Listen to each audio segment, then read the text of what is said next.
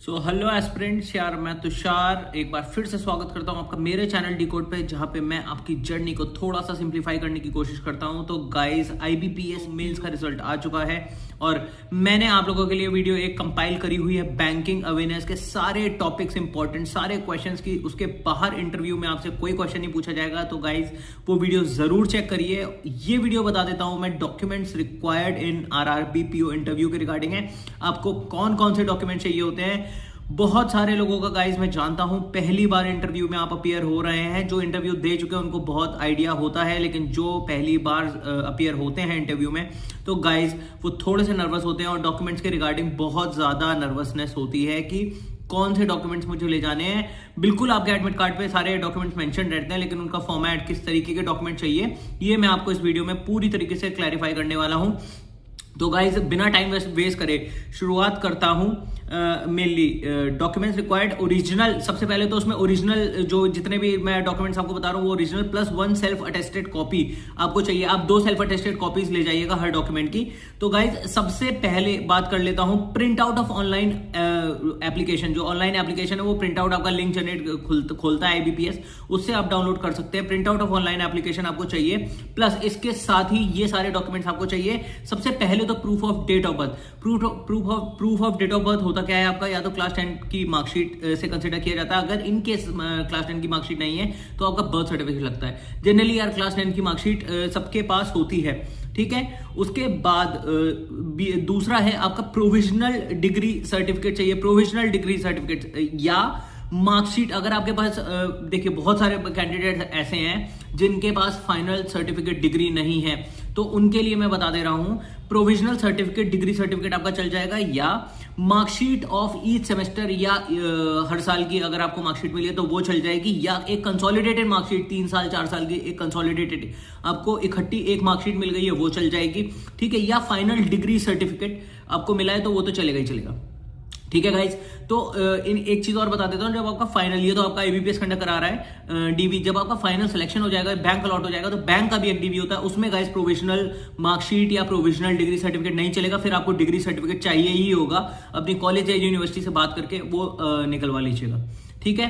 तो I think मैंने आपके डाउट क्लियर कर दिया होगा डिग्री सर्टिफिकेट के रिगार्डिंग। और एक चीज और, जो डेट मेंशन्ड होती है मार्कशीट में या डिग्री सर्टिफिकेट, वही डेट ऑफ पासिंग मानी जाती है आपके ग्रेजुएशन के लिए, ठीक है। कास्ट सर्टिफिकेट की अब मैं बात कर लेता हूं। तीसरा डॉक्यूमेंट जो आपको चाहिए, caste certificate. Caste certificate SC ST OBC और ईडब्ल्यूएस कैंडिडेट्स के लिए, ईडब्ल्यूएस में होता है ये इनकम सर्टिफिकेट वाला, जो ईडब्ल्यूएस कैटेगरी वाला सर्टिफिकेट होता है, कास्ट नहीं होता उसमें, ठीक है।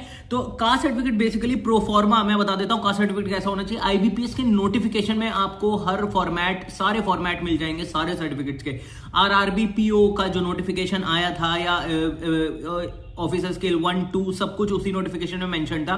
उसको नोटिफिकेशन को डाउनलोड करिए, उसमें आपको एनेक्चर्स में लास्ट में सारे सर्टिफिकेट का फॉर्मेट मिल जाएगा, उनको फिलअप करिए और गाइस जो कॉम्पिटेंट अथॉरिटी है उससे साइन और स्टैम्प करवाइए। कॉम्पिटेंट अथॉरिटी भी उसी प्रोफार्मा में मेंशन्ड है कि कौन सी कॉम्पिटेंट अथॉरिटी के ये सर्टिफिकेट्स वैलिड होंगे साइन करने पे, अंडरस्टूड। तो मेनली एससी एसटीज और ओबीसीज की बात कर ली है। यार एक चीज मैं बता देता हूं, ओबीसीज के केस में non creamy layer OBC category जो है, ये बेसिकली सेंट्रल फॉर्मेट का सर्टिफिकेट चाहिए। स्टेट फॉर्मेट का मत लेके जाइएगा। 2 तरीके के होते हैं। सेंट्रल फॉर्मेट आईबीपीएस के नोटिफिकेशन में दिया हुआ है, वो तब बनेगा जब आपका स्टेट फॉर्मेट का ओबीसी सर्टिफिकेट बना हुआ होगा। उसी को देख के सेंट्रल फॉर्मेट के सर्टिफिकेट पे कॉम्पिटेंट अथॉरिटी साइन और स्टैम्प करती है, अंडरस्टूड, ठीक है। फॉर यूपी के बता देता हूं, यूपी में आई थिंक येलो कलर का स्टेट फॉर्मेट का सर्टिफिकेट बनता है, उस पर ऊपर लिखा होता है उत्तर प्रदेश शासन, ठीक है। तो ये ओबीसी स्टेट फॉर्मेट पे यूपी में बनता है।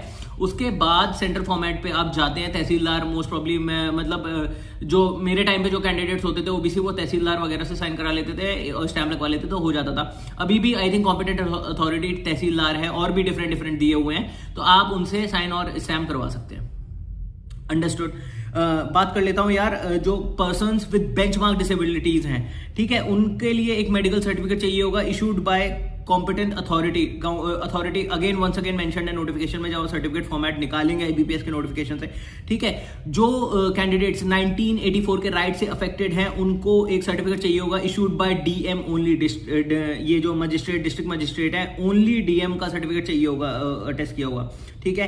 एक्स सर्विसमैन के लिए आपको सर्विस बुक पूरी चाहिए होगी या discharge book along with PPO order, pension payment order के साथ जिस पर आपके फुल सर्विस पर्टिकुलर्स मेंशन हो गए, आपको ये चाहिए होगा एक्स सर्विसमैन को, ठीक है। और जो वर्किंग है, अभी भी वर्किंग है डिफेंस में, डिफेंस पर्सनल, उनको सर्विस सर्टिफिकेट कॉम्पिटेंट अथॉरिटी का चाहिए होगा। Once again competent authority is mentioned in the notification itself, जो फॉर्मेट है आपका, ठीक है, फॉर्मेट दिया है नोटिफिकेशन में, और जिसमें आपका जो कॉम्पिटेंट अथॉरिटी सर्विस सर्टिफिकेट होगा, जिसमें आपका रिलीविंग स्टेटस और पर्टिकुलर डेट कि आप इस डेट पर रिलीज हो जाएंगे सर्विसेज से, ये मेंशन होना चाहिए, ठीक है। अब बात कर लेता हूं जो अभी वर्किंग है, फोर्थ डॉक्यूमेंट की, 3 डॉक्यूमेंट, हाँ 4 डॉक्यूमेंट है। ओरिजिनल एनओसी चाहिए, 4th डॉक्यूमेंट है, नो ऑब्जेक्शन सर्टिफिकेट, ओरिजिनल आपको चाहिए अगर कोई भी एस्पिरेंट या कैंडिडेट गवर्नमेंट सेक्टर में वर्किंग है, क्वाजी स्टैटिक गवर्नमेंट बॉडी या पीएसयू में वर्किंग है, even for private working candidate private body में कोई वर्क कर रहा है, आईटी सेक्टर में वर्क कर रहा है, सबको एनओसी की जरूरत है। अब इसमें एक इंपॉर्टेंट पॉइंट है गाइज, अगर आपने डिक्लेयर किया है कि मैं वर्किंग हूं अभी, ठीक है, मान लीजिए आपने फॉर्म में डिक्लेयर किया हुआ है प्रॉपर, तो आपको एनओसी 100 हर हाल में चाहिए। लेकिन इन केस अगर आपने कहीं पे भी ये मेंशन नहीं किया है फॉर्म भरते समय कि आप करंटली वर्किंग हैं, तो गाइज एनओसी की कोई ऐसी आवश्यकता नहीं है। जब आप फाइनली सिलेक्शन हो जाएगा तब आप वहां से रिजाइन करके यहां पे ज्वाइन कर लीजिएगा। अंडरस्टूड? आपको एनओसी की कोई ऐसी खास नीड नहीं है। अगर आप बनवा सकते हैं अपनी ऑर्गेनाइजेशन से तो बनवा लीजिए, वेल एंड गुड। नहीं बनवा सकते उस केस में तो आप ऐसे भी आपका चल जाएगा। यहां पे मेंशन मत करिएगा कि अभी आप वर्किंग है कहीं पे। अंडरस्टूड? इंटरव्यू के टाइम पे समझ में आ गई बात? यानी कि अगर आपने एप्लीकेशन फॉर्म में डिस्क्लोज किया है, डिक्लेयर किया है कि आप वर्किंग है, तो आपको 100% हर हाल में एनओसी चाहिए ही चाहिए। लेकिन अगर आपने डिस्क्लोज या डिक्लेयर नहीं किया है, तो अगर आप एनओसी नहीं भी प्रोवाइड करते हैं तो भी चल जाएगा। कहीं पे मेंशन मत करिएगा इंटरव्यू के टाइम पे कि आप वर्किंग है। फिर ठीक है, जब आपका फाइनल सिलेक्शन हो जाएगा वहां से रिजाइन करिएगा इंस्टेंटली और यहां पे आके ज्वाइन कर लीजिएगा। As simple as that. I think आपको ये एनओसी वाला डाउट क्लियर हो गया होगा।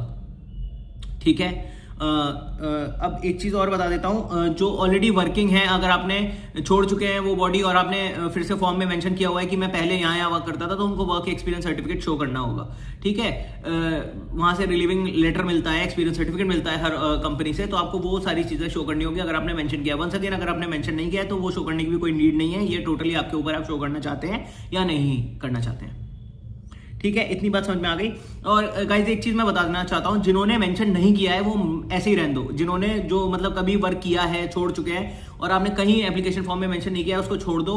आपको एनओसी वगैरह देने की कोई जरूरत नहीं है, बिकॉज आगे भी बहुत सारी फॉर्मेलिटीज होती हैं जो आपके पास्ट बॉडी से जुड़ी हुई होती हैं। अगर आपने मतलब बेसिकली जो आपने पुरानी जगह पे जॉब करी होती है, फिर वहां से भी वेरिफिकेशन वगैरह होता है आपका फाइनल ज्वाइनिंग के टाइम पे। इसलिए अगर आपने कहीं मेंशन नहीं किया है तो आपको कोई जरूरत नहीं है ये अब बताने की। अगर आप अपना प्रोसेस एकदम स्मूथ चाहते हैं, ठीक है, आपको ये बताने की कोई नीड नहीं है कि आप कहीं वर्क करते थे या किया है। अंडरस्टूड?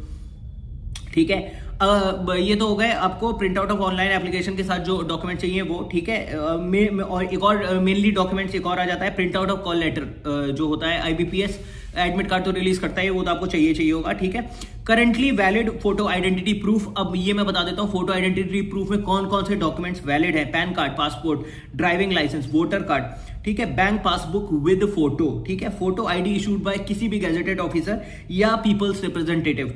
ठीक है, ऑफिशियल लेटर हेड पे कोई आईडी इशू करी है वो भी चल जाएगी। ठीक है, कॉलेज यूनिवर्सिटी का वैलिड आईडी कार्ड भी चल जाएगा, आधार कार्ड या आधार कार्ड भी चल जाएगा, एम्प्लॉय आईडी भी चल जाएगी आपके ऑर्गेनाइजेशन की जिसमें भी आप वर्किंग है। नो राशन कार्ड या लर्निंग ड्राइविंग लाइसेंस नहीं चलेगा। ठीक है, अगला डॉक्यूमेंट बता देता हूं, in case of name change. अगर आपका नाम बदला है, मोस्ट प्रोबेबली वुमेन्स का शादी के बाद नाम बदलता है, तो in case of name change अगर आपका ऐसा है तो आपको ओरिजिनल गैजेट नोटिफिकेशन, अगर आपने गैजेट में पब्लिश करवाया है कि आपने नाम चेंज किया है तो वो चाहिए होगा, या अगर आपने ऐसा नहीं करवाया है तो आपको ओरिजिनल मैरिज सर्टिफिकेट चाहिए होगा या एफिडेविट ओरिजिनल में चाहिए होगा कि आप पहले शादी के पहले आपका नाम ये था और अब आपको इस नाम से जाना जाता है। ठीक है, इन 3 में से कोई भी एक चीज आपको चाहिए, गैजेट नोटिफिकेशन या ऑनलाइन या ओरिजिनल मैरिज सर्टिफिकेट या affidavit regarding change of name. Understood? इतनी बात समझ में आ गई।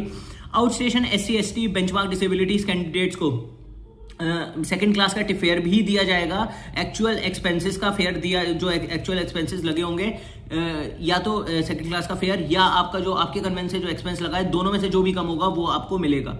ठीक है, बाय शॉर्टेस्ट रूट, ऑब्वियसली घूम फिर के अगर आप इंटरव्यू के वेन्यू पे पहुंच जाएंगे तो आपको उतना एक्सपेंस तो नहीं देंगे, जो शॉर्टेस्ट रूट का सबसे कम आपका एक्सपेंस लगा होगा वो आपको दिया जाएगा, लेकिन प्रूफ ऑफ ट्रैवल भी आपको शो करना पड़ेगा।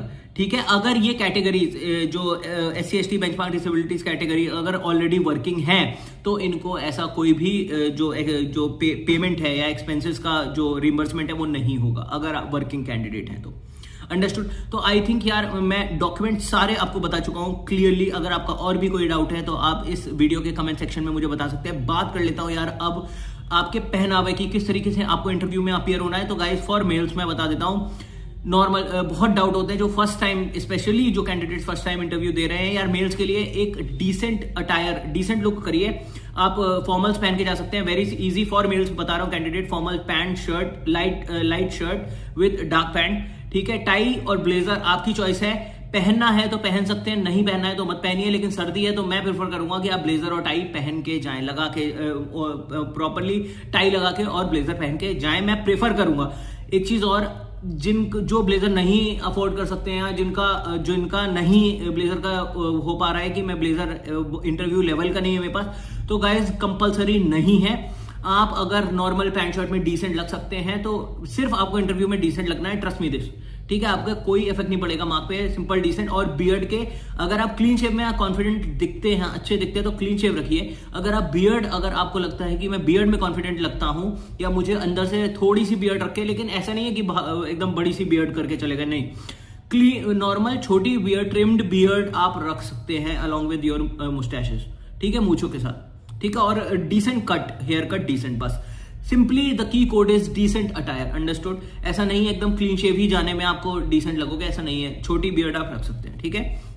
तो आई थिंक फॉर मेल्स मैं क्लियर कर चुका हूं। सेकंड, वुमेन्स का अटायर के लिए, फॉर्मल वुमेन्स का सिंपल सा फॉर्मल अटायर हो गया, पैंट शर्ट ब्लेजर, ठीक है, ये वुमेन्स का फॉर्मल अटायर चलेगा, ठीक है। दूसरा, लाइट कॉटन की साड़ी जो होती है, simple light without any shade, मतलब विदाउट एनी प्रिंट्स, ठीक है, दैट इज रिक्वायर्ड। अगर आप साड़ी पहन रही है तो वैसी पहनिए, और सिंपल सूट और एक दुपट्टा चलेगा जो भी प्लेन व्हाइट कलर का, प्लेन या कोई भी लाइट कलर्ड दुपट्टा जो एकदम प्रेस करके आप अपने कंधे पे इस तरीके से रखेंगे, लाइट कलर्ड सूट, ठीक है, या साड़ी या फॉर्मल्स, अंडरस्टूड। इन तीन में से आप कुछ भी पहन सकती हैं, जो भी इजीली अप्रोचेबल हो आप वो पहनिए। आप इस पे मत जाइए बिल्कुल भी कि नहीं मुझे साड़ी कंपलसरी है पहनना है या मुझे सूट ही कंपलसरी है पहनना है या फॉर्मल्स, जो भी आपको इजीली मिल सकता है, जिसमें भी आप कॉन्फिडेंट फील करते हैं आप वो पहन लीजिए।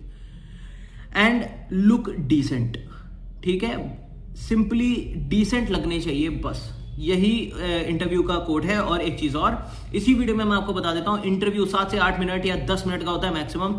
Guys don't be afraid, it is a general conversation with industry experts, ठीक है। इंडस्ट्री एक्सपर्ट्स के साथ आपकी एक सिंपल सा कॉन्वर्सेशन है जिसमें वो ये चेक करने की कोशिश करते हैं कि क्या ये जो कैंडिडेट है मेंस क्वालिफाई करके जो मेरे सामने बैठा है, ये इतना क्वालिफाइड, इतना सफिशिएंट, इतना नॉलेजेबल है, इतना जो पर्सनालिटी है इसकी, क्या ये बैंकिंग प्रेशर को हैंडल कर सकता है, बस उनको इतनी ही जानकारी आपके बारे में चाहिए होती है। तो गाइज बिल्कुल मत डरिए, the interviews are very easy. और मैं आपको बता देता हूं 75 एंड प्लस मार्क्स स्कोर करना इंटरव्यू में बहुत आसान है। एवरेज स्कोर 65-70 तो होता ही होता है, 75-80 लाना भी बहुत डिफिकल्ट नहीं है, दे देते हैं वो, अगर आप अपने आप को काम रखेंगे, कंपोज रखेंगे। और मैं आपको ये भी बताऊंगा, एक वीडियो बैंक गवर्नेंस का मैं ला चुका हूं, ठीक है, लिंक आपको डिस्क्रिप्शन में मिल जाएगा, ऊपर भी आपको एक क्लिप मिल जाएगी, छोटा सा आइकन डिस्प्ले हो जाएगा 5 मिनट बाद, आप उस पर क्लिक करेंगे तो मेरे बैंकिंग गवर्नेंस के वीडियो पे डायरेक्टली चले जाएंगे, नहीं तो चैनल पे आके वीडियो देख लीजिए, लास्ट वीडियो ही अपलोड किया हुआ है, अंडरस्टूड। उसके बाहर बैंकिंग गवर्नेंस से आपसे कोई भी क्वेश्चन नहीं पूछा जाएगा इंटरव्यू में, पर्सनैलिटी, पर्सनल क्वेश्चन से रिलेटेड भी मैं वीडियो कल लाऊंगा, ठीक है। इन टॉपिक्स के बाहर आपसे कुछ भी नहीं आएगा, और आपको किस तरीके से आंसर करना है, कैसे अपीयर होना है, ये भी मैं आपको बताऊंगा अगले ही वीडियो में, जो पर्सनैलिटी रिलेटेड क्वेश्चन है। तो आपको कोई कोर्स परचेज करने की जरूरत नहीं है, अपना कॉन्फिडेंस मत खोइए, मेंस आप क्वालिफाई कर चुके हैं, लास्ट स्टेज है। और believe me guys, interview is not difficult, interview is very easy, एक जनरल कॉन्वर्सेशन है। सो गाइज आई होप मुझे लग रहा है कि आपको बिल्कुल जो इन्फॉर्मेशन है मैं दे चुका हूं पूरी, और आपको अगर मेरा जो ये काम है, मेरे वीडियोस हैं, ये पसंद आ रहा है, मेरा कंटेंट पसंद आ रहा है, तो guys do like and subscribe because I am here to help you guys only. मैं चाहता हूं कि ये वीडियो बहुत सारे लोगों, बहुत सारे एस्पिरेंट्स तक पहुंचे जो अपनी जर्नी के लिए परेशान हैं, जो अपनी जर्नी में आगे बढ़ने की कोशिश कर रहे हैं। So guys do like and subscribe. Bye bye, take care, thanks a lot. कल मैं एक वीडियो लेके आऊंगा जिसमें पर्सनल क्वेश्चंस रिलेटेड वीडियो होगा, और आपका पूरा इंटरव्यू का मटेरियल मैं आपको यहीं पे प्रोवाइड कर दूंगा। अंडरस्टूड? बैंक के गवर्नेंस का वीडियो तब तक चेक करिए, आके देखिए, ठीक है? आपको सारे टॉपिक्स मिल जाएंगे उसमें, ठीक है? Bye bye, take care, thanks a lot guys.